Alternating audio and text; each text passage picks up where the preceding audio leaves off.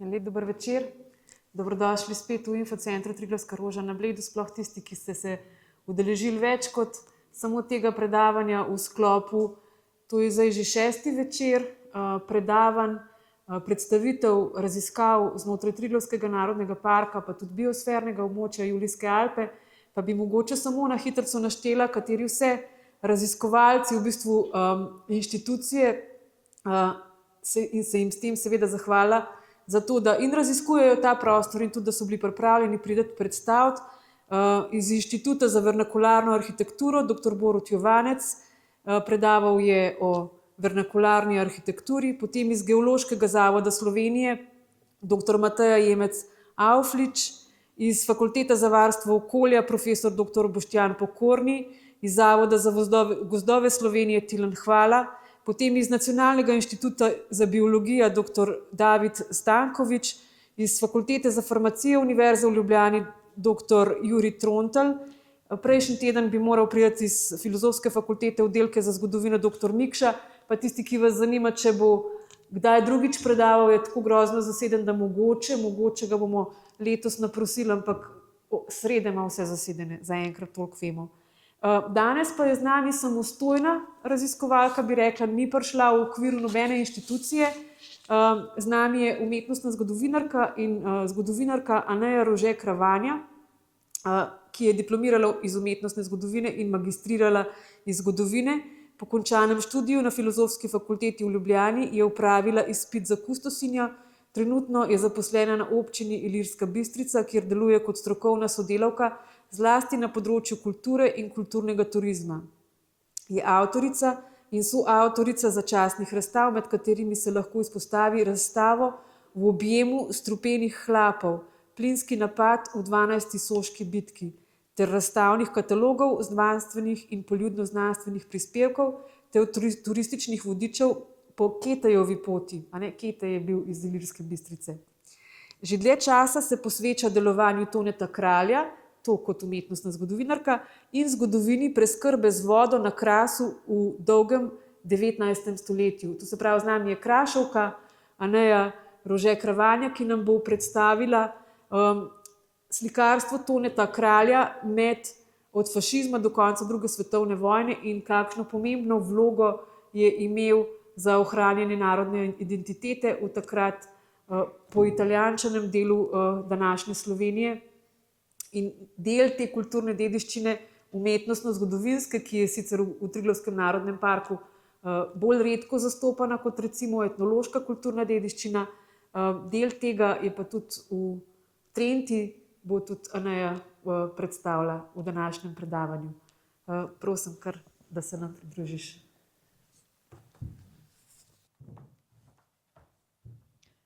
Hvala, Ana, in en lep dober večer vsem skupaj.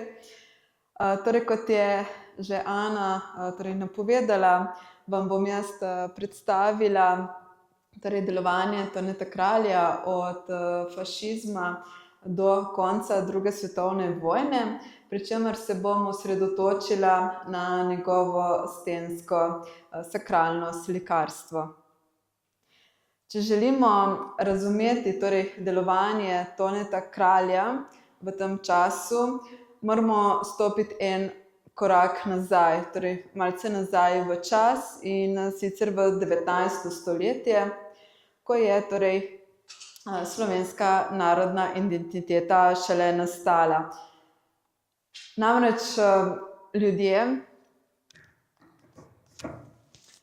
Namreč ljudje so se še v koncu 18. stoletja oziroma potem tudi v bistvu še v 19. stoletju se identificirali zgolj lokalno, kvečjemu do deželnega nivoja. Naprimer, če vam dam en tak primer, ko sem raziskovala za razstavo o zgodovini osnovnega šolstva na Ilirsko-Bistriškem, ko so trnovski veljaki, Trnovo je danes del Ilirske Bistrice, ustanavljali leta 1814 trnovsko trivialko, podeželsko šolo, so se zavzeli, da bodo njihovi otroci znali kranjsko.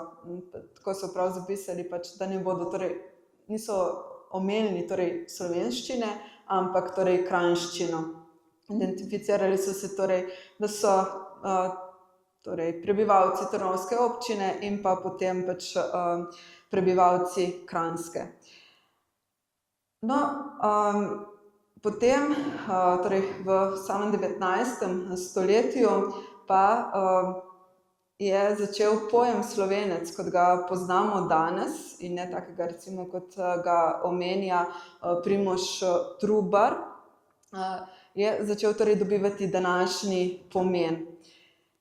In najprej torej med elito, potem pa nekje od sredine 19. stoletja dalje pa so začeli utrjevati to tako imenovano torej slovensko narodno identiteto še med ljudstvom.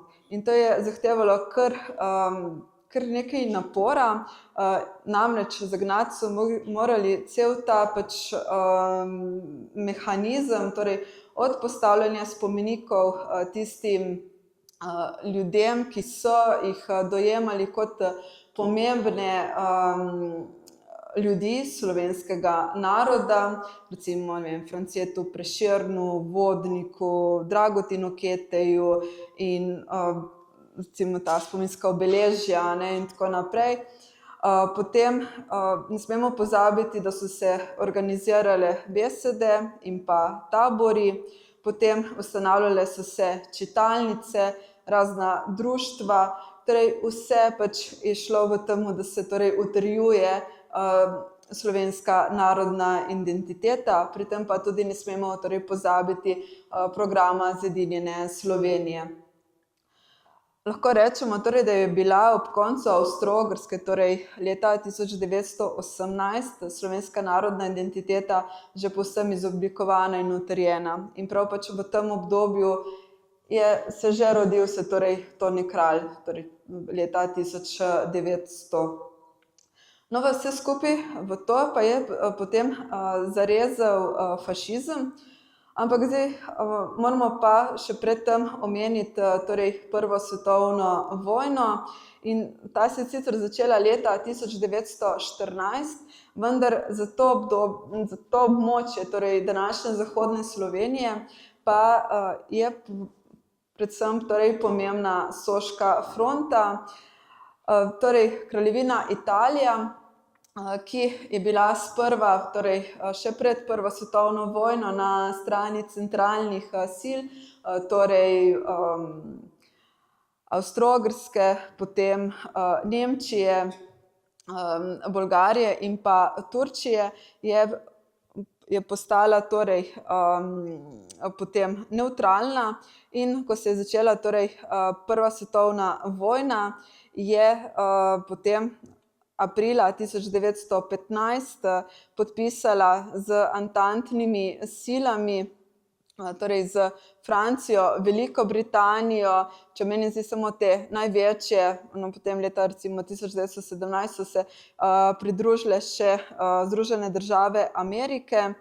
No, z njim je torej podpisala tako imenovan tale prvi londonski sporazum, s katerim so ji antantne sile obljubile, da bo med drugim dobila tudi današnje zahodnoslovensko ozemlje, torej tisto, kar je bilo takrat spadalo pod avstrijsko Primorje, ampak da bo morala torej zato napasti Avstro-Ogrsko. In to je torej tudi storila. Maja 1915 je izdala vojno napoved. Prvi boji na Soški fronti so se začeli potem v juniju. Sama pač Soška fronta, kot veste, je trajala, torej je štela 12 bitk. Se končala jeseni 1917 in potem se je premaknila proti zahodu, vse torej do reke Pjave in tam torej še vztrajala leto dni, do jeseni 1918. No, takrat je torej Avstro-Ogrska razpade, ne, kapitulira, razpade. Na večinskem delu današnjega slovenskega ozemlja se torej in potem še dol na Balkanskem polotoku se ustanovi država SHS, ki pa potem po 33 dneh s priključitvijo še Kraljevine Srbije postane potem kraljevina SHS in kasneje, torej leta 1929, pa torej kraljevina Jugoslavija. No, današnje zahodnoslovensko ozemlje pa je že takoj, torej leta 1918, že v jeseni zasede torej italijanska vojska, ne? In potem, torej leta 1920, pa sledi še torej podpis Rapalske pogodbe, s katero so Slovenci ne samo de facto, ampak tudi de jure postali državljani kraljevine Italije. No, leta 1922 s pohodom na Rim pa je fašistična stranka prevzela oblast in od takrat uradno torej se začne fašizem. Čeprav vemo, ne, da je bil pač že prej, ne, če se recimo spomnimo na požig Narodnega doma. No, tukaj vidimo še kraljevino Italijo v enem od teh italijanskih učbenikov za osnovno šolo. No, in ko je torej kraljevina Italija zasedla današnje zahodnoslovensko ozemlje, je tako kot torej po celemu Apeninskemu polotoku začela utrjevati tole fašistično italijansko identiteto, ki jo je črpala torej iz antike, potem iz Beneške republike, Risorgimenta in pa potem Prve svetovne vojne iz tega časa, ko pač naj bi italijanski narod postal enoten. Vse tiste, ki so nasprotovali fašizmu, jih je torej dojemala kot nasprotnike, ne samo pač tukaj na zahodnem slovenskem ozemlju, ampak po celotnem Apeninskem polotoku. In kar je značilno torej za današnje zahodnoslovensko ozemlje in še pač ker za tisto ozemlje, torej, na katerem živi slovenska manjšina v Italiji, začelo torej, da je začela brisati tedanjo slovensko narodno identiteto prav v vseh segmentih pač njihovega življenja. Torej, osebna imena so se poitalijančila, recimo Peter Vodopivec je postal Pietro Bevilacqua, potem recimo kraji, za kraj se je uveljavila samo italijanska oblika imen, naprimer Tolmin, Tolmezzo, samo, ne, pač, ker prej v času Avstro-Ogrske se je uporabljalo tako pač italijanska kot slovenska, ponekod tudi nemška pač različica imena, ne, recimo Lokov, iz koder prihajam, torej uzakonilo se samo ime Kornjalelo, ko se počasi ni se smelo več se uporabljati, ne, in tako naprej. Potem na udaru je bila tudi vsa umetnost, potem postavljali so spomenike pomembnim italijanskim osebnostim, naprimer Danteju Alighieriu v Tolminu, verjetno vsi poznate tale spomenik, ne, ki je bil torej postavljen v času kraljevine Italije v Tolminu, danes je pa torej na ogled v Tolminskem muzeju. In seveda pač te spomenike, ki so predstavljali slovensko narodno identiteto oziroma pač nekdanjo avstro-ogrsko oblast, je pa začela torej jih večinoma uničevati ali pa jih dajati v depoje. Potem pri tem je treba tudi izpostaviti Gentilijevo šolsko reformo leta 1923, s katero pač so res pač fašistične oblasti vplivale na vzpostavljanje te fašistične italianità, torej fašistične narodne italijanske identitete. In prav se to Gentilijevo reformo je bilo torej njen namen je bil, torej, da se počasi torej, v 8 letih povsem ukine slovenščina v šolah. Slovenščina je bila na udaru tudi v cerkvah, tudi tam pač se postopoma ni smelo torej več govoriti slovenščine. No, upor proti fašizmu trajal ves čas, že od samega začetka, torej že ob razpadu Avstro-Ogrske so se začeli ustanavljati narodni sveti po krajih, po vaseh, vendar pač te narodne svete jih kraljevina Italija ni priznavala, jih je ukinjala. Potem delovala je tudi pisarna za slovensko ozemlje, ki je bila torej ustanovljena s strani kraljevine SHS.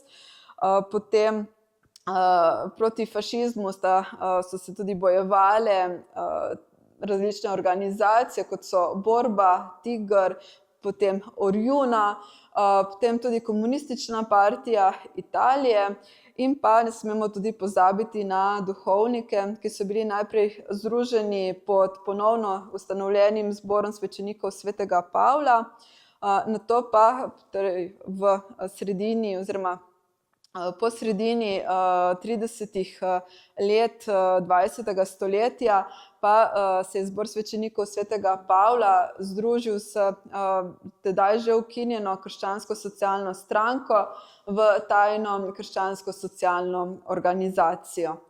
In prav s to tajno krščansko-socialno organizacijo, kot bomo videli kasneje, se je torej povezal naš Tone Kralj. No, potem v času torej druge svetovne vojne, ki se je torej začela pri nas aprila 1941, so se torej tudi proti obema okupatorjema, torej najprej proti italijanskemu, potem pa po kraljevini, po kapitulaciji kraljevine Italije 8. septembra 1943, pa torej tudi proti nemškemu okupatorju bojevala torej partizanska vojska oziroma Narodno-osvobodilna vojska in partizanski odred Jugoslavije in Slovenije. Potem ne smemo pozabiti tudi na prekomorske brigade, ki so se torej ustanovile na jugu Apeninskega polotoka in torej pač po sami torej kapitulaciji in s pomočjo torej zahodnih zaveznikov. Ti so jih torej pripeljali čez morje, torej na Balkanski polotok in nato so torej potem prekomorske brigade prodirale gor proti severu. No, 1. marca 1945 pa je bila torej ta partizanska vojska prestrukturirana oziroma preimenovana v jugoslovansko armado. Potem ne smem pozabiti tudi na ženske, ki so se precej bojevale tudi v času druge svetovne vojne proti okupatorjem, ali kot bolničarke ali pač kot partizanke, skojevke in pa tudi kot pomembne na območju vasi, torej na podeželju, v mestih, ker se je torej krepila ta mreža osvobodilne fronte. Tudi one so bile recimo pomembne za ustanavljanje tako imenovanih partizanskih šol, skupaj torej z duhovniki. In pa seveda recimo tale Slovenska protifašistična ženska zveza, ki je bila torej ustanovljena 1943 v Dobrniču. Potem spet ne smemo pozabiti na duhovnike in pa na kulturnike.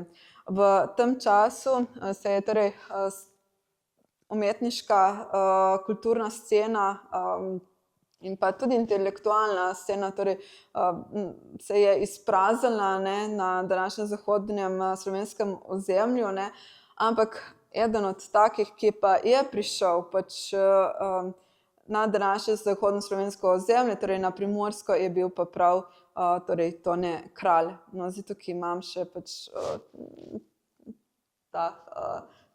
tak primer spominska obeležja Narodno-osvobodilnega boja v Trenti. No, kdo pa je bil sploh Tone Kralj? Tone Kralj se je rodil leta 1900 v Zagorici pri Dobrepolju kot peti od 6 otrok. Pri 12 letih je bil vpisan na škofijsko gimnazijo svetega Stanislava v Ljubljani in že takrat pač izkazal nek interes za likovno umetnost.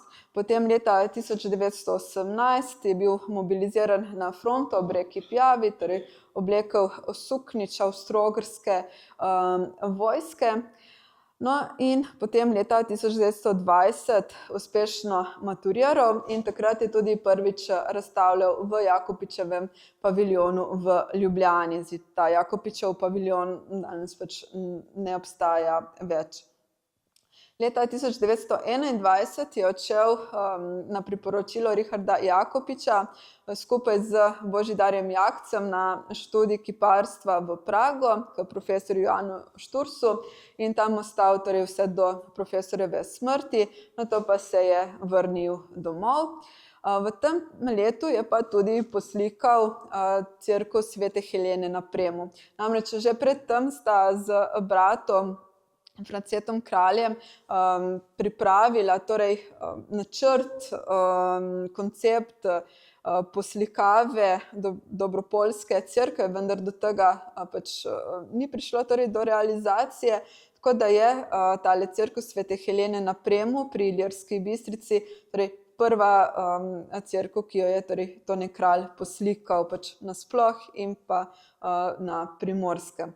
Leta 1927 oziroma 1928 se je vrnil na Primorsko in takrat je torej poslikal cerkev v Volčah na Tolminskem in pa cerkev svetega Nikolaja v Avberju. Nato je pa poslikal še kar nekaj drugih cerkva v tedanji Julijski krajini, torej v Kraljevini Italiji. Leta 1928 se je poročil z Maro Jeraj, ki je bila tudi umetnica in je Tonetu Kralju večkrat pomagala pri njegovih stvaritvah.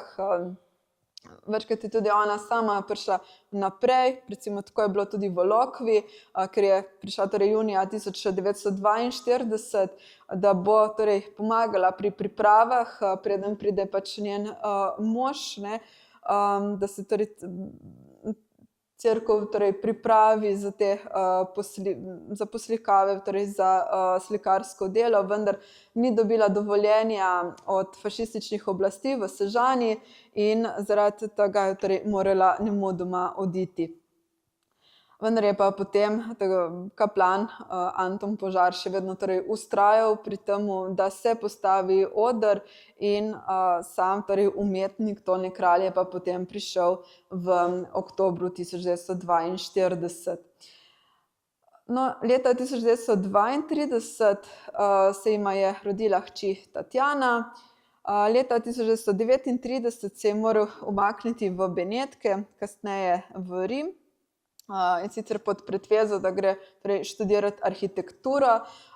Namreč Tone Kralj je bil vsestranski umetnik, ni bil samo torej slikar, bil je tudi kipar, študiral je arhitekturo, potem izrazil se je v grafiki, potem ilustriral je tudi knjige za otroke, verjetno vsi poznate, ne, tisto knjigo Martin Krpan, ne, od Frana Levstika, ki jo je torej Tone Kralj jo ilustriral. No, potem leta 1941, da se torej prav v času, ko se je začela druga svetovna vojna, se je on vrnil na Primorsko in nadaljeval s poslikavanjem cerkva, prav zaradi tega, da bi pomagal pri tem boju za ohranjanje slovenske narodne identitete, vendar torej ne z orožjem, ampak torej s slikarstvom, torej z umetniškim orodjem. No, leta 1945 je konec druge svetovne vojne dočakal v Trenti, ko je torej poslikaval tamkajšnjo Marijino cerkev in po vojni torej nadaljeval z likovnim poslikavanjem cerkva na Primorskem, na primer v Štandrežu, potem v Trepčah, potem v Ilirski Bistrici sta kar dve njegovi pač je v obeh torej, cerkvah, tako svetega Jurija kot svetega Petra, poslikal torej, obe cerkvi, pa potem v Podgrajah in Vejna recimo pri Trstu in lahko bi torej, jih še naštevali. No, leta 1960 je umrl njegov brat, nekaj let starejši, France Kralj, ki je torej vse nekje do sredine 20. let prejšnjega stoletja kar pomembno torej, vplival na Tonetovo torej, umetnost, na njegovo ustvarjanje. Še en tak pomemben mejnik je bilo leto 1972, ko je prejel Prešernovo nagrado za življenjsko delo. No in čez 2 leti je pa bila odprta stalna zbirka v Kostanjevici na Krki. Tam je tudi sodeloval pri formi Vivi.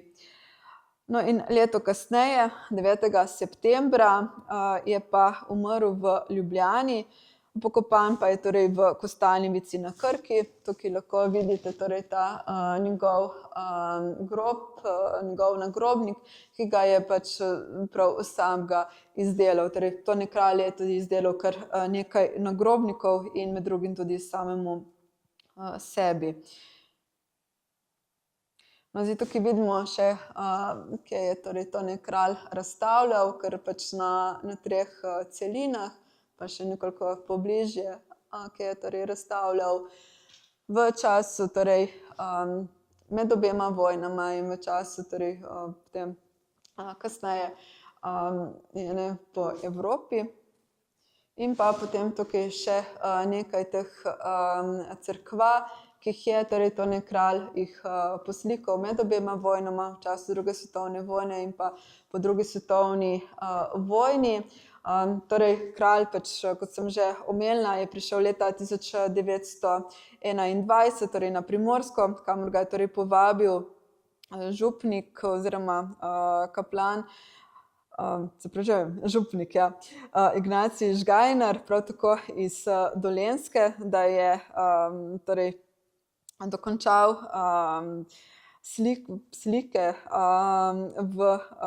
torej v tej cerkvi. Namreč Primorska cerkev je bila pri tem že pač poslikana, ker jo je torej poslikal nek italijanski slikar Furlani iz Furlanije, vendar ta naj ne bi hotel naslikati svetega Cirila in Metoda, ki jih bomo videli kasneje.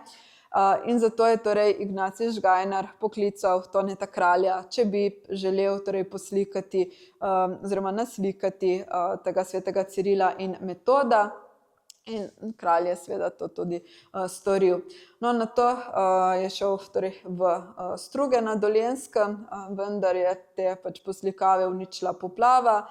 Potem v Volče, iz Volč je šel potem na Kras, v Avber, v Tomaj, potem Svete Višarje, iz Svetih Višarij potem v Katinaro, Pevmo, potem v Sveto Lucijo oziroma danes Most na Soči, potem Šentviška gora, Mengore in pa potem gre v Hrenovice, iz Hrenovic potem pride v Lokev, tam pač torej se je, najprej se zatekel v Rim, ker si je dobil torej začasno oziroma dovoljenje za začasno bivanje, najprej v Rimu, potem v Lokvi, pride v Lokev in pa potem iz Lokve gre v Slivje, iz Slivja v Brkinih v Dekane pri Kopru in potem gre gor na sever, najprej v Sočo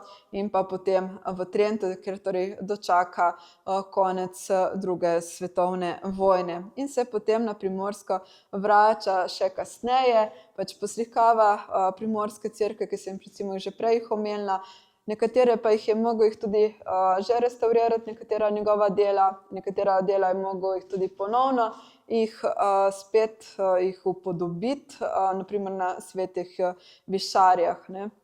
Ker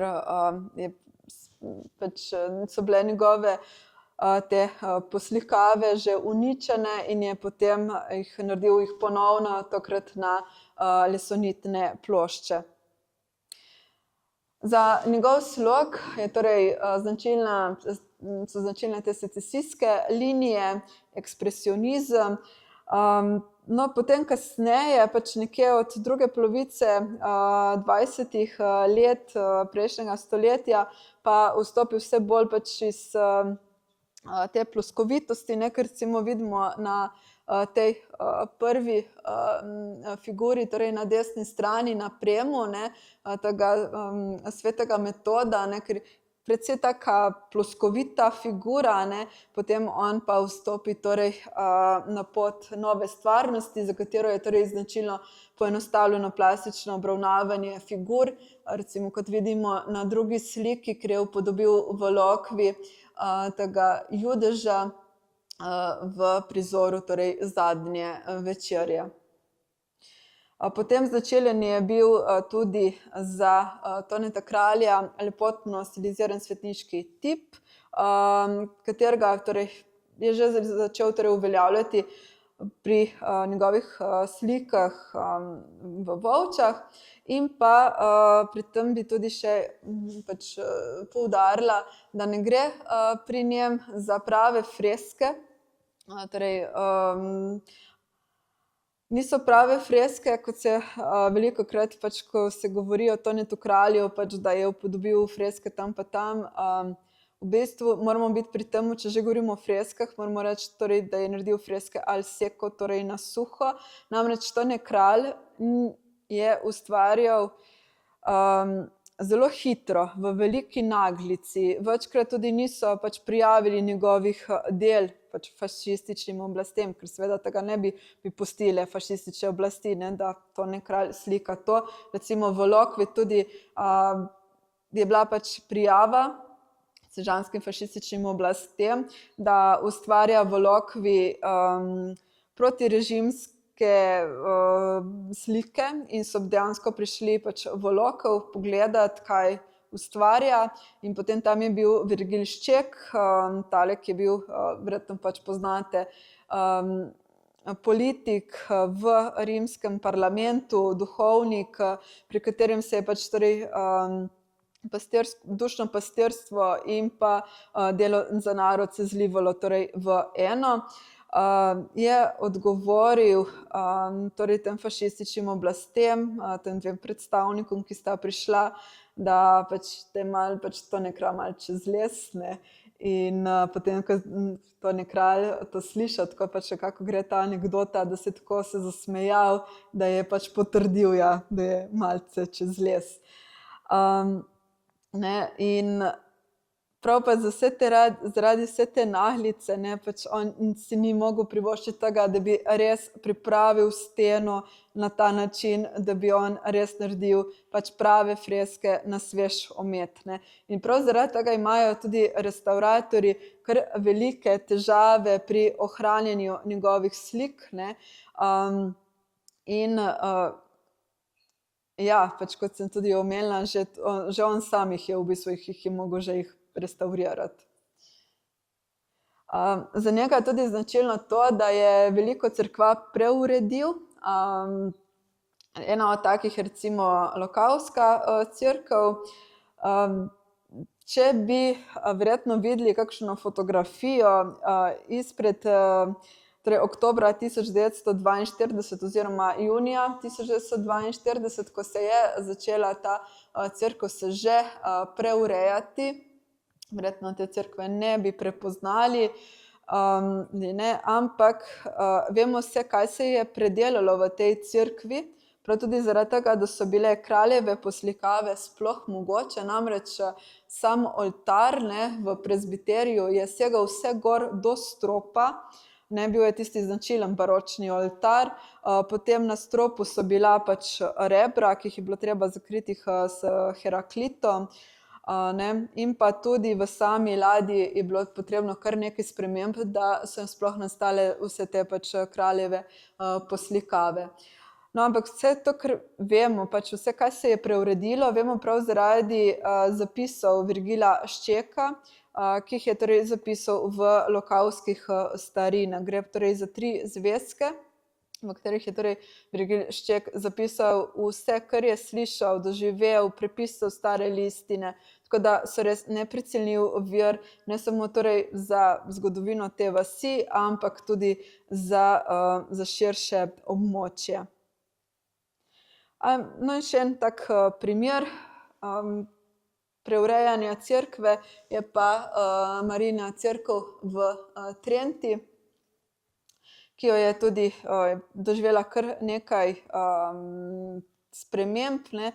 Recimo tukaj pa imamo sliko, ko ne, pred vsemi temi spremembami, ne, vidimo, da so kar velike spremembe, pa recimo cerkev v Soči je tudi doživela kar nekaj sprememb, cerkev v Slivju, so pa tudi sami pač duhovniki, ki so bili pač njegovi naročniki, izkoristili pač tudi prihod Toneta Kralja, da so nekoliko pač prenovili te njihove cerkve.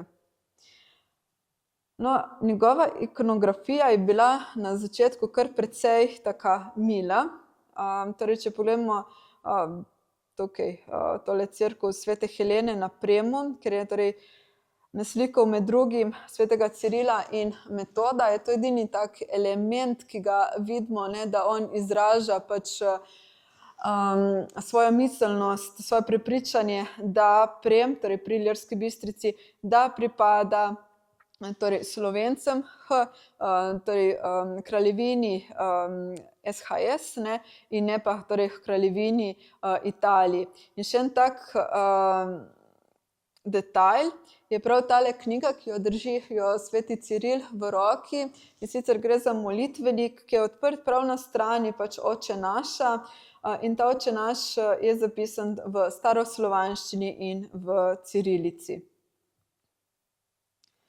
No, svetega Cirila in Metoda je potem še kasneje večkrat upodabljal, na primer na svetih višarjah, potem tudi v Soči, ker so torej upodobljeni slovanski svetniki, med drugim tudi Baraga in Slomšek, ki takrat še nista bila torej registrirana, pač, da bosta torej postala svetnika. Potem imamo pa tukaj zdaj recimo primer Katinare iz leta 1931. Takrat pa je torej se je že pač ta teror nad slovenskim prebivalstvom v tej Julijski krajini na današnjem torej zahodnem slovenskem ozemlju se že kar precej stopnjeval. In torej prav tukaj v Katinari, ne, pri Trstu, se torej kralj odzval na prvi tržaški proces, ki se je torej zgodil na Gmajni pri Bazovici. In takrat so vsi časopisi pisali in tudi torej kralj se je odzval na to, kar vidimo recimo na tej veliki sliki, ki se torej nahaja v prezbiteriju Katinarske cerkve. In ko mi vstopimo torej v to cerkev, se okrog nas pač po vseh stenah se od prezbiterija do ladje pač se odvijeva pred nami Kristusov pasijon, vendar ne tako, kot bi ga recimo pričakovali prej, ne, v 19. stoletju, ne, ampak je v bistvu združil ta Kristusov pasijon prav s tem trpljenjem slovenskega naroda, prav s tem pač brisanjem slovenske narodne identitete. Namreč Kristus, ki je pač obsojen na smrt, ne, pred Pilatom, predstavlja torej slovenski narod, ki je torej obsojen na smrt, ne, torej, da bo bil izničen, pač, da torej Slovenci ne bodo več obstajali, ne. In potem pač vidimo čez čas, ne, pač, ko sledimo temu Kristusovemu pasijonu, ne, on v bistvu s tem daje upanje Slovencem, da bo pač tako kot je Kristus vstal, da bo tudi slovenski narod pač, da bo obstal, ne, in s tem je vlival pač pomembno vero v boljši jutri Slovencem.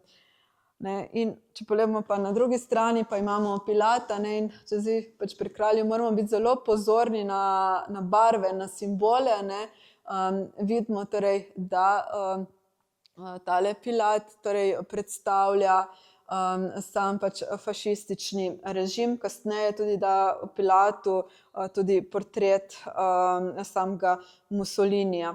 V ozadju pa vidimo torej množico ljudi, ki vzklika pač torej, da naj ubijajo tega Jezusa, ne.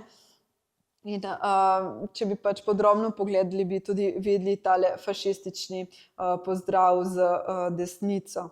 Ne, in pa recimo tukaj na tej drugi fotografiji, na tej drugi sliki, ne, vidimo pa, torej, ko daje Veronika pač prt Jezusu, ne, pač, da si briše torej pot, ne, in lahko pač združimo torej barve njene tunike, tunike Jezusa in pa tega prta torej v slovensko trobojnico, medtem ko pa torej vojaki predstavljajo torej sam fašistični režim. No in potem, pač, ko se je še naprej stopnjeval teror, se je tudi stopnjevala njegova ikonografija. Gremo spet ponovno v Lokev. V Lokvi je na prizoru torej tega, ki ga vidite tukaj spodaj, Jezusa dobrega sejalca, torej gre za prizor, ki se nahaja v ladji, je, vidimo, ne, torej Jezusa, ki je torej oblečen v rdečo tuniko, odet v moder plašč in v rokah drži torej to vrečo iz blaga bele barve, torej lahko torej sestavimo slovensko trobojnico, ampak še bolj pač zanimiva je pa tale hudobna figura odzadaj, ne, kjer sam pač tale obraz te figure torej spominja na Gabriela D'Annunzija, torej tistega, ki je naredil pohod na reko leta 1919, in to je tudi zapisal Virgil Šček v teh lokavskih starinah, ki je torej opisoval kraljevo ustvarjanje in tudi kaj pač je na teh slikah kralj upodobil. In pa če si tudi malce bolje pogledamo to figuro, ne, pa tudi sam Virgil Šček je tudi to zapisal v teh lokavskih starinah, če združimo skupaj pač njegovo ruto majico pač in pa to torbo barve, ne, lahko torej spet sestavimo skupaj italijansko trobojnico, potem črn hlačnik in pa rjavi škornji pomenijo torej nacizem, potem rdeča majica torej pomeni pa tudi komunizem in pa potem vidimo še ena hlačnica, za katero je torej napisal Šček, da je bele barve in torej pač nazadnje, ne, piše torej hlačnik bel, ne, bela garda. No, tukaj pač, če malce bolje pogledamo, bomo videli, da je ta hlačnica v bistvu sestavljena iz takih nežno modrih pa rumenih črt, ne, in da kdo ima pač tako obleko, nihče pač drug kot garda, ne, v Vatikanu, ne, tako da je v bistvu tukaj izrazil tudi kritiko proti vatikanski politiki, kjer je naredila torej konkordat tako z Mussolinijem kot tudi z Hitlerjem. Če gremo naprej, recimo v Sočo, je gor pač na stropu ladje upodobljen sveti Mihael, ki ubiva z mečem troglavo pošast. In če si malce bolje, pač bolj blizu si ogledamo si to troglavo pošast, bomo lahko pač z lahkoto prepoznali obrazne poteze samega Mussolinija, potem volkulj, pač volkulja spominja torej na rimsko volkuljo, in pa potem imamo zgoraj še orla, ki spominja torej na nemškega orla, torej v času nacizma. No, v Soči imamo pa potem še okrog, po ladji grejo medaljoni. Ti medaljoni so sicer nastali po kraljevih kalupih potem po drugi svetovni vojni. Je pa te kalupe, torej Tone kralj prvič uporabil v Slivju, v cerkvi svetega Martina leta torej 1943. In zdaj recimo, če si pogledamo to 11. postajo, ker se torej vlečejo tega Jezusa, že pribitega na križ gor, ko torej postavljajo ga navpično, lahko prepoznamo prav pri tem, v tej figuri, ki se tako zelo muči, da ga bo potegnila gor, tega križanega, lahko prepoznamo torej portret z lahkoto Adolfa Hitlerja. No, potem pa, ko se je pa že, ko je bilo že nekako čutiti konec druge svetovne vojne, pa se je začela pa umirjati tudi njegova ikonografija. Že recimo v Soči že malce postaja taka bolj mila, ni taka, kot recimo je v Dekanih še, in pa potem sploh v Trenti. Recimo tukaj pri tem prizoru oznanjenja, lahko pri Mariji še vedno naredimo to iz njenih oblačil, torej slovensko trobojnico, vendar ni nekih takih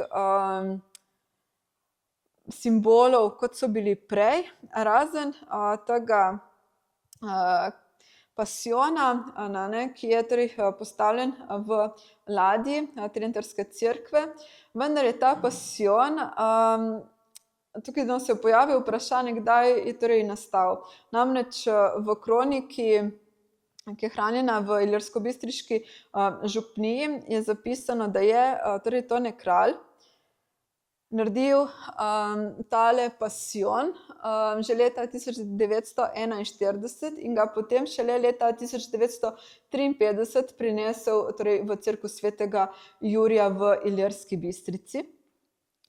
In iz tega potem nekako sledi, da je verjetno tale pasijon v Trenti nastal kasneje, ampak je bil pa torej izdelan prav po temu pasijonu, ki je v Ilirski Bistrici.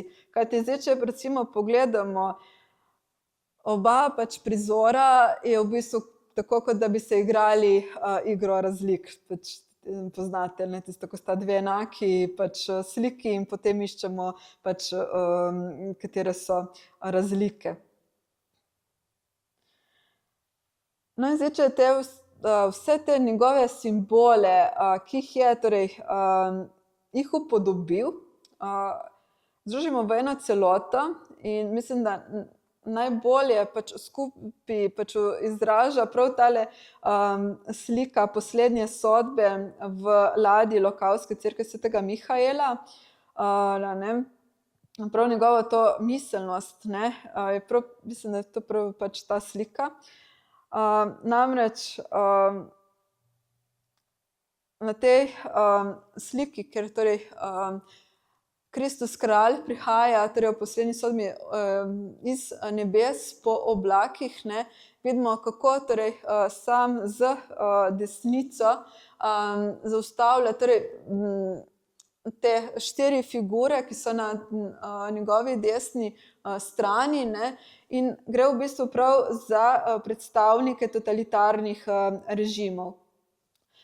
Najprej prva figura, ki je ob njem desno, predstavlja torej fašistični režim, potem odzadaj za njim je figura, ki predstavlja nacizem in podarja Kristusu kralju meč, in če bi bolje pogledali gor, piše prav gor na meču, so te kratice iz Svetega pisma, ker je torej zapisano, da tisti, ki bo prejel za meč, bo bil za mečem tudi pokončan.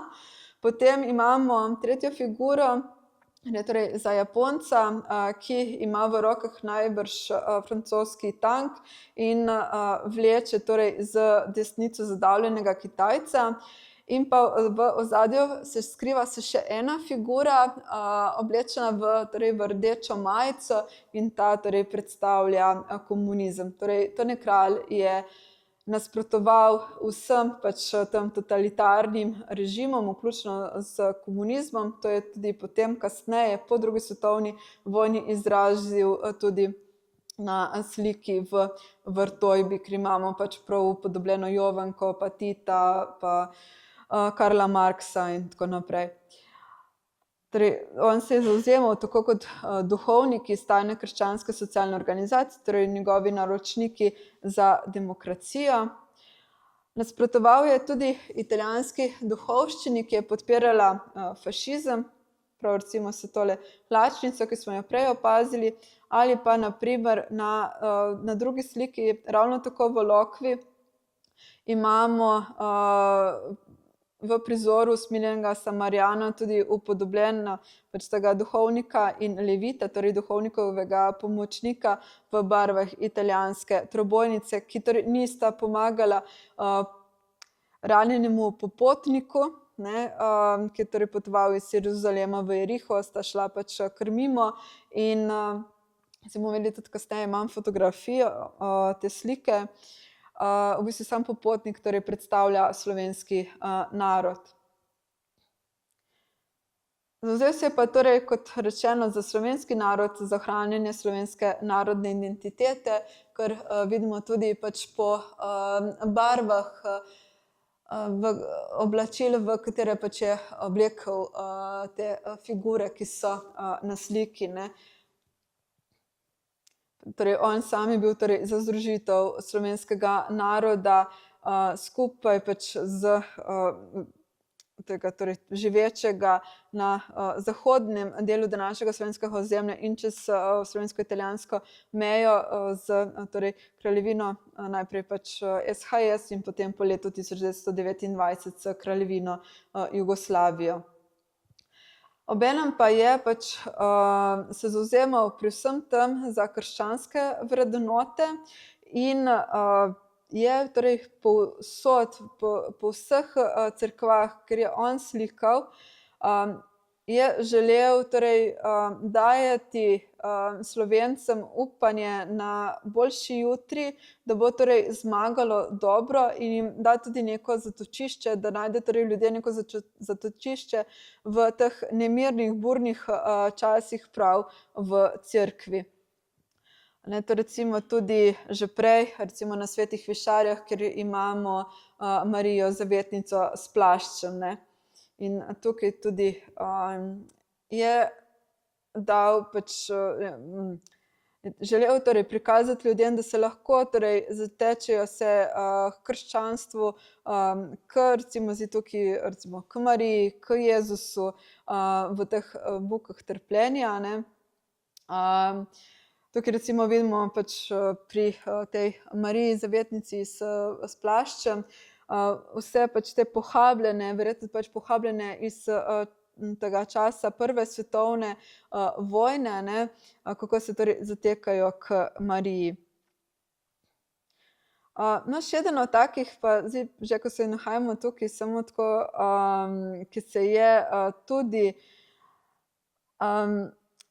za svojo umetnostjo želel torej dajati to sporočilo miru in ne vojne, je bil pa tudi recimo Tone Svetina, ki je bil v bistvu kipar spomenikov in skulptur miru.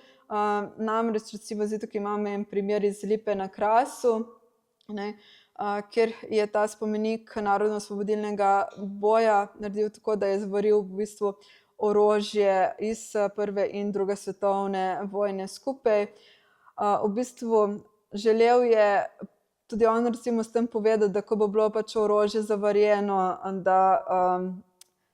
da ne bo več ubijalo.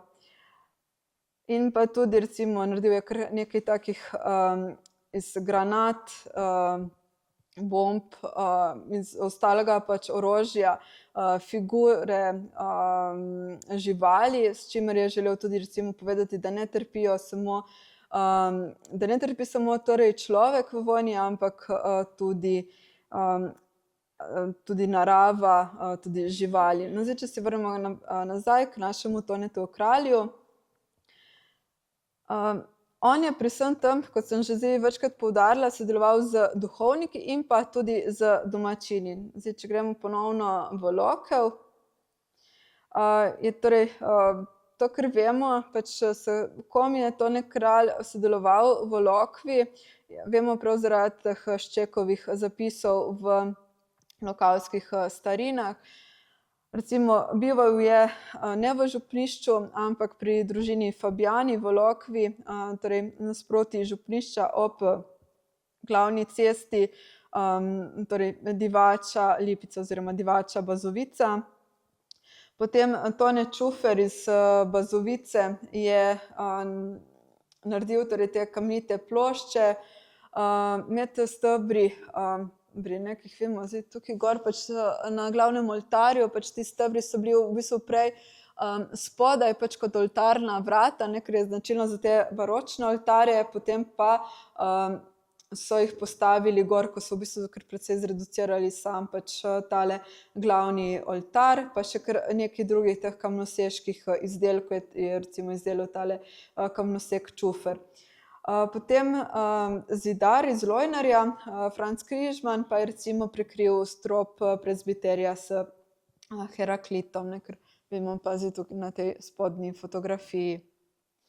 Potem recimo, če gremo v Slivje, tukaj bomo, vidimo gor v ladji, so gor na stropu naslikani angelčki, ampak teh angelčkov v bistvu ni naslikal sam Tone Kralj, ampak jih je v bistvu naslikal tale gospod, ki ga vidite tukaj na fotografiji, Edvard Abram. Namreč on, zagotovilo se je pač, da je vešč slikanja in torej Tone Kralj mu dal mu šablone in namesto pač Tonetu Kralju je tale gospod v bistvu ležal pač ure in ure pač na slikarskem odru na hrbtu in slikal te angelčke, ki so pač v bistvu še tako značilni za Toneta Kralja.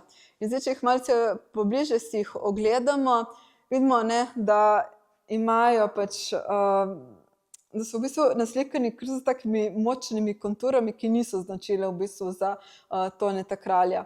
No, tukaj imamo pa še tole gospo, njegovo hčerko, ki mi je v bistvu vse to mi pripovedovala, v bistvu se prav se tudi spomni Toneta Kralja, kako je bil pač pri njih v Slivju večkrat doma, kako je pri njih jedel, kako je recimo tudi njej prinesel eno tako igračo nekega klovna, tako da ima kar ta gospa kar lepe spomine torej na Toneta Kralja. Ampak zdaj, če si, se opravičujem, zdaj, če pa recimo si pogledamo si te angelčke, ne, vidimo, da, ja, da so kar pač da je kar velika razlika, ne, med temi, ki jih je v bistvu naslikal jih Edvard Abram, ali pa med tistimi zgoraj, ki jih je naslikal dejansko Tone Kralj. No, za kralja je tudi značilno, da je večkrat upodabljal lokalno okolje, na primer v Svetih Višarjah. Tukaj je upodobil sicer, to je upodobil on že leta torej 1930, ampak potem kasneje, pač ko so bile te slike pač uničene, je jih potem, mislim, leta 1960 jih ponovno naslikal, tokrat na lesonitne plošče. In recimo na tisti fotografiji je naslikal najdenje Marine podobe, torej verjetno poznate to zgodbo, torej kipec se pojavlja večkrat na enem mestu, pastir pač opazi ta kipec, ga nese k duhovniku, ne, in potem se ta kipec ponovno spet tam pojavi, ne, in ga pastir ponovno spet ga nese k duhovniku. In potem, ko se to tretjič zgodi, pač se odločijo, da je to, oziroma razumejo, da je to znak, da morajo tam zgraditi cerkev.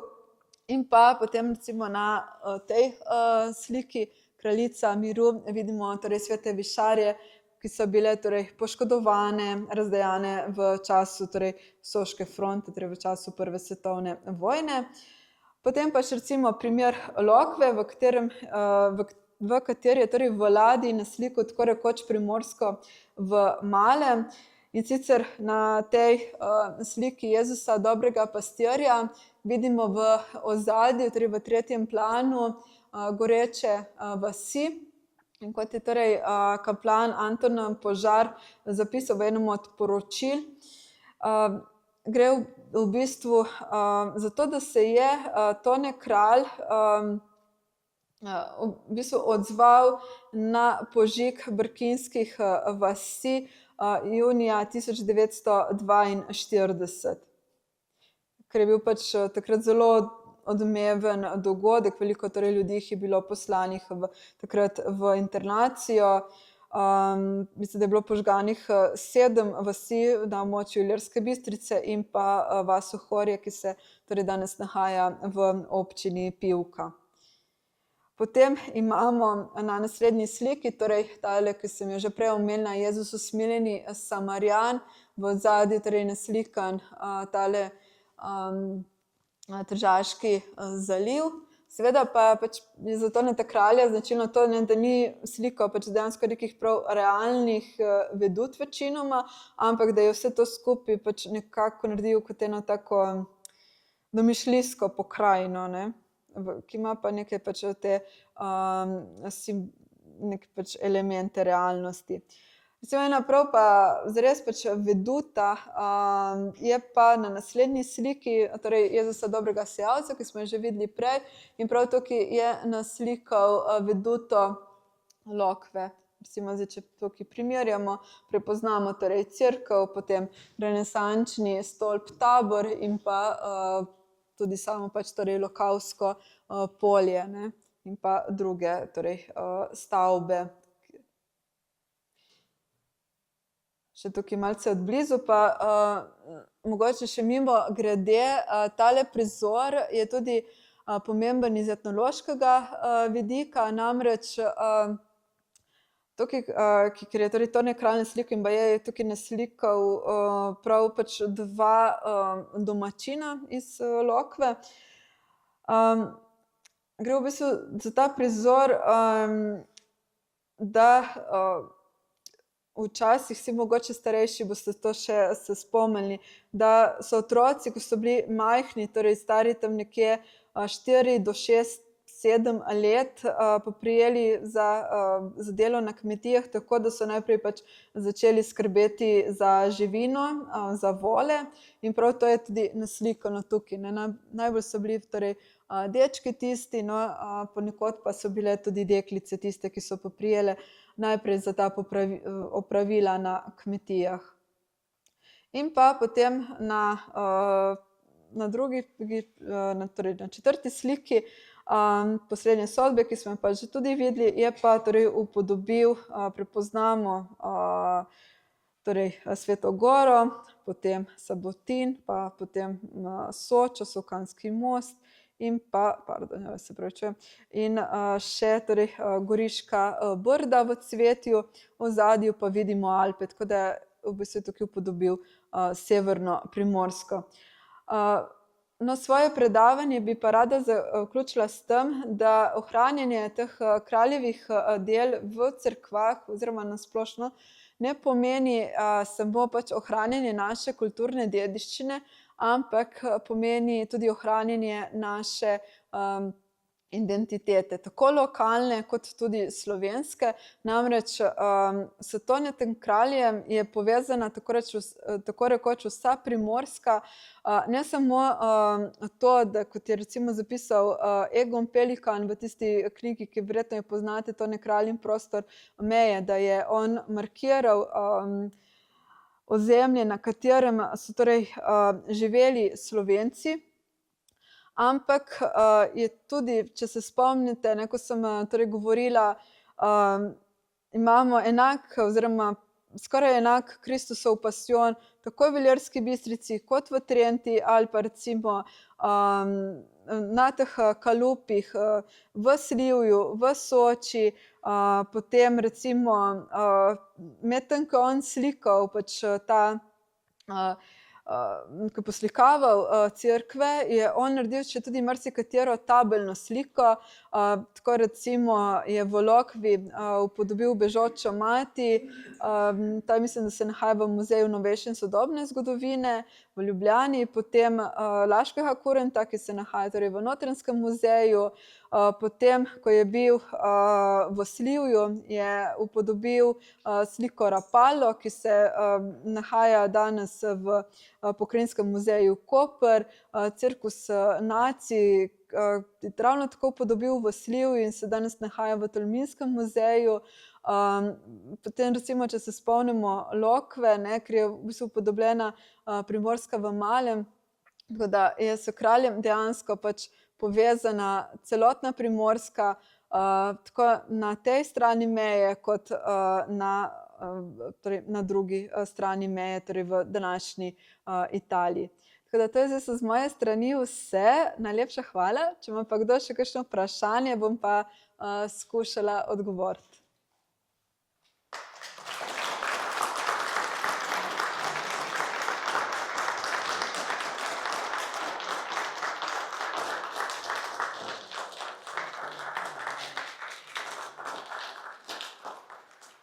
Hvala lepa. Kakšno vprašanje bi zdaj lahko da bi se slišali? Jaz sem. Jaz se vprašam, pa ne vem, če sem mogoče prišel do tega podatka, da je on v bistvu hotel poslikati tudi cerkev Svetega Martina na Bledu.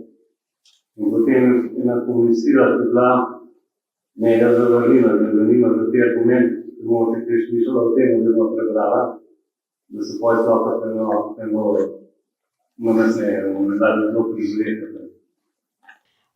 Ja, hvala za to vprašanje. Slišala sem, nisem pa še pač raziskovala o tem, tako da žal vam ne znam odgovoriti na to vprašanje. Morda naslednjič. Tako.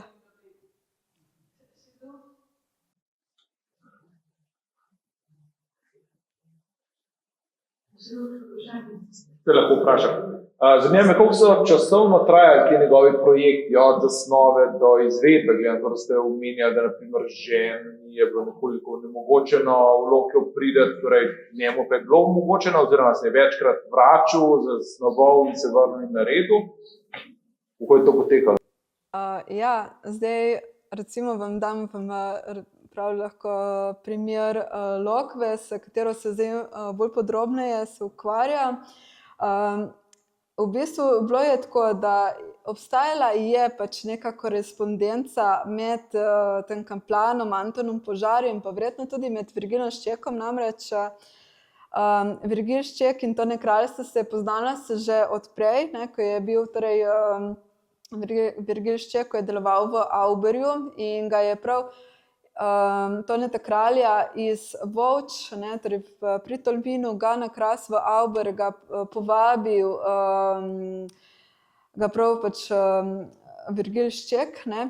Je mogla biti pač neka korespondenca, vendar, kolikor zdaj pač raziskujem, še nisem pač naletela nanjo, vendar je prav v teh zapisih Virgila Ščeka razvidno, da se samo preurejanje cerkve, da se je začelo se že prej. Namreč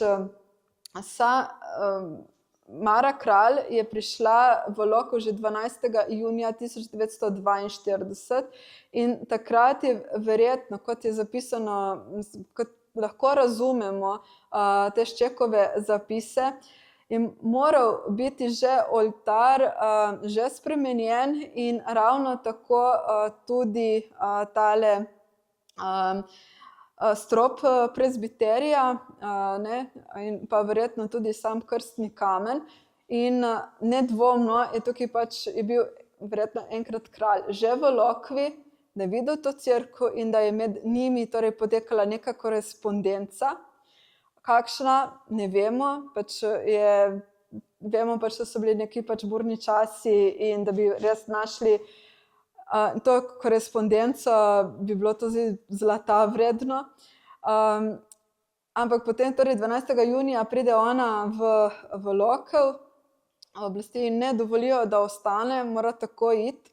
vendar kaplan Požar še vedno vztraja pri tem, da se postavi oder za umetnika in potem pač piše dalje, ne, Šček, spet so verniki godrnjali, umetnika ni, cerkev je kot štala, ne, ampak so jih potem mirili, pač, da umetnik bo prišel, da bo pač poslikal. Ne. To cerkev, ki je bila mimogrede že prej že poslikana od nekega lokalnega pleskarja Andreja Fonde. In potem on pride torej 18. oktobra 1942 in začne takoj slikati zadnjo večerjo v prezbiteriju, prav pač po želji tega kaplana Antona Požarja, ki si je zamislil, da bo bil v prezbiteriju samo en prizor in to tudi kralju tudi odlično uspelo. Mislim, da na 14 metrih, kot je zapisal Šček, je pač on upodobil to zadnjo večerjo, ki je bila do takrat največja njegova slika, stenska mimogrede. In potem on slika do 20. decembra 1942, potem zapusti Lokev in potem se pride spet v sredini februarja in ustvarja do nekje 20. oziroma ne, do 24. aprila 1943. V bistvu bi lahko rekli, torej, da je 4 mesece, da je on ustvarjal v Lokavski cerkvi. Sem da pa ne vemo zagotovo, kako je pač potekalo, pač kako je bil ta proces, kakšna je bila časovnica. Razen tega, da je zadnjo večerjo slikal en mesec od 18. oktobra do 18. novembra 1942. Kajti dalje potem Šček recimo piše v teh Lokavskih starinah, da je še pobarval tale kip svetega Mihaela na glavnem oltarju v zlato. Ne, ker zdaj, recimo, če pogledamo nazaj, da gremo. Tukaj imam najboljše vid, no se bomo prišli. Ja, ni zdaj tako zelo lepo videti, ja, ampak recimo zdaj, če pogledamo gor na vrhu oltarja, torej tale kip svetega Mihaela, ki je sedaj pač, ki je sedaj torej v originalnih barvah, ampak Tone Kralj ga je, ga je torej celotnega pozlatil. Potem tudi sam strop je kralj tudi ga spremenil, ga ponovno v prvotne barve v ladji, ne vem, da je pač spet ta stil rokokoja, kajti predtem je dal prejšnji tale kaplan Stefanuti cel pač strop pobarvati, tako da so te figure bile bolj realno pobarvane, da niso bile v celoti bele. Tudi je kralj še kar nekaj drugih takih del pač naredil v tej Lokavski cerkvi, ne. In to je eden od takih pač res dragocenih teh zapisov, da vemo pač koliko časa je Tone Kralj sploh pač nekje deloval, koliko časa je ustvarjal, ne. Sicer ponekod je tudi sam pač umetnik zapisal, koliko pač časa je bil, koliko časa je pač deloval v kakšni cerkvi, ne, recimo tudi tukaj v tej Lokavski cerkvi je za oltarjem pač to zapisano, Tone Kralj preuredil in poslikal in potem sicer se ne ravno ujema torej s Ščekovimi navedbami, prav pač točno datumsko po dnevih, se pa pač ujemajo torej meseci pa leto oziroma obe leti 1942-43. Tako upam zdaj, da se vam nekako zdaj vam odgovorila recimo na primeru Lokve na vaše vprašanje. Projekti so veliki, Tako. bolj se sprašujemo, kot potem italijanske oblasti, da so vse to spregledale in niso videli, kaj se dogaja. Ampak pravzaprav na začetku, za Toneta Kralja pač imamo zdaj neko prostor je označen, ampak Tone Kralj je moral priti v cerkev. Torej, zakaj izbira Toneta Kralja za, torej v tem primeru slikarja na Netflixu? Zakaj z njemu cerkev poslikati, ne pa s kogo drugim? Torej, kdo je imel to idejo, da je njega izbral? Posamezni duhovniki povezani v tega to družbo ali kaj drugega? Zdaj, če odgovorim še na tisto, kako to, da italijanske oblasti niso opazile, kaj Tone Kralj slika v teh cerkvah. V bistvu, zdaj, če bi si malo pogledali, torej, kje je Tone Kralj slikal, v katerih cerkvah je on ustvarjal, ni nikjer on ustvarjal v nekih središčih, recimo ni ustvarjal v Sežani, ni ustvarjal v Tolminu, v Gorici, v Kopru in tako naprej, ampak je v bistvu slikal po vaseh, ne, recimo Lokev, Slivje, Trenta, ne, ampak še vedno so bile prijave, ne, recimo jaz sem prej omenila v Lokov, ne, ko so prišle te dva predstavnika fašističnih oblasti iz Sežane, potem eno tako tudi neljub dogodek je imel tudi v Mostu na Soči, takrat torej v Sveti Luciji, ker tudi niso prijavili da dela v njihovi cerkvi, ne. In so torej prišli do njega in so mu rekli, kaj pa vi delate, ne? In on je rekel, jaz slikam, ne. Ja, pa zakaj, ne? Jaz slikam, ker to je moj poklic, ne. Pa kaj veste, da vi tega ne smete, ne? In da mu prepovedujejo, da še kdaj prime zdaj čopič, ne, oziroma slikarsko orodje v roke in da slika dalje, ne. Ampak on je v bistvu takrat že končal, ne, slikanje, poslikaval torej tamkajšnje cerkve. Zdaj, zakaj njega? Odločilno je bilo to, da ga je prav Ignacij Žgajnar, sorojak iz Dolenjskega, poklical ga naj pride ustvarjati naprem, ne, v torej tole cerkev Svete Helene, ne. Torej ona dva sta se poznala že od prej. In Tone Kralj je torej želel naslikati tega svetega Cirila in Metoda, ta dva svetnika, ki sta bila v bistvu dojeta za slovanska svetnika, ki jih recimo italijanski slikar Furlan jih ni želel, pa se tako je ohranjeno v izročilu. In prav s tem on, tudi s vsemi temi krščanskimi vrednotami in tako naprej, se on v bistvu povezal s to tajno krščansko socialno organizacijo. In prav ti duhovniki so bili njegovi glavni naročniki, da je on slikal po teh cerkvah, ne. In tudi recimo, ko je šel v Volče, so dejansko, mislim, da so mu prav prepovedali, da on slika v tej goriški škofiji, zaradi tega je ga potem ščega poklical, da naj pride v Auber, da bo tam slikal, ker on ni pod goriško, ampak je pod tržaško škofijo. In tako da so se v bistvu ti duhovniki, sploh ti mladi duhovniki, se zavzeli torej za Toneta Kralja in so v bistvu skupaj z njim ustvarjali celoten ta program teh poslikav. Ker če se on ne bi povezal s to tajno krščansko socialno organizacijo, ne vemo zdaj, če bi te slike sploh nastale v teh cerkvah, če bi Tone Kralj sploh ustvarjal na Primorskem, ali pa mogoče bi, ampak verjetno ne v takem obsegu, kot je, ne. Hvala, da še to vprašanje. Mene se zanima, bom glasna, spet nazaj k tem Italijanom in zdaj, če so oni prišli, pa rekli, tega vi ne smete, pa je že naredil, a so kdaj tudi kaj uničevali, niso bili tako neznani potem, da ne bi.